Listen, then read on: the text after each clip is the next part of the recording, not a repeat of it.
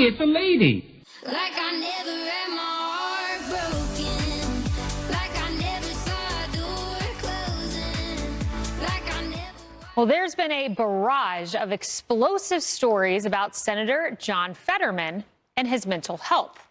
And it's the timing of those stories that is raising questions. Fetterman suffered a stroke in the run-up to the 2022 midterms and checked himself into a hospital last year for depression. But in the last 7 days, at least 8 stories have come out about Fetterman's health. It's like they're orchestrated all at the same time. The first was New York Magazine, where staffers said they no longer recognize the man they once knew.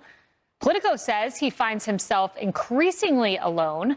The Associated Press came out yesterday reporting that Fetterman had an outburst during a teachers' union meeting last week, and so on it goes.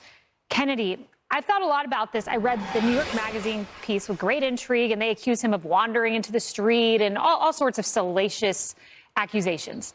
But I couldn't help but notice that all these staffers, mostly anonymous, minus the chief of staff, their criticisms seem to coincide with Fetterman's change to be pro-Israel. Look at this. His conspiratorial thinking, his megalomania. For example, he claims to be the most knowledgeable source on Israel and Gaza. The endless fights over Israel, which saw Fetterman draw further into himself, coincided with setbacks in his recovery. Oh, so it was Israel that did it. The war in Gaza was also luring Fetterman back onto X. He had handed his passwords to his staff as part of his recovery plan. Layered in all of these attacks on Fetterman is his support for Israel and the challenges from his liberal staff. Yeah, make no mistake, this is aggressive bullying.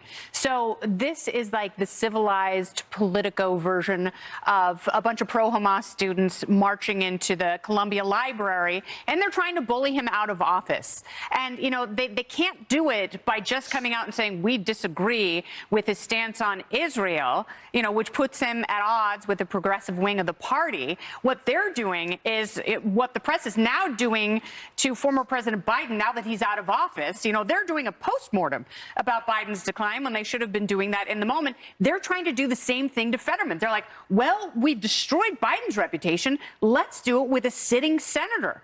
And, you know, if he finds himself at odds with his party, I think the best thing for him to do would just be to switch parties, because he has taken a far more rightward stance in the last few months, and that seems to be where he's most comfortable, especially in a battleground state. Just real quickly, because we don't know what's going on with him.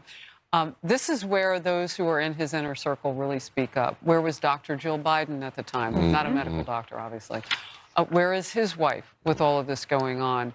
I would love to know, you know, where she is and how she feels about it. See, her husband's now being politically targeted, and his health is at stake. Yeah, but there are people leaking conversations that they had, that they overheard on speakerphone, you know, saying that they had direct access to the conversations where, you know, she's going, where's the man that I married? And it's like, that could be an argument about anything. Like, that could be an argument about finances. Oh, that's not necessarily about his state of mind. That is so true. And they defended him when he went to Walter Reed when he was treated for severe depression. You know, the press defended him, as they should. But now they're taking the same set of circumstances, the same physiology, and the same challenges, and demonizing it. Yep, no doubt about it. You're a goddamn genius. Goddamn genius.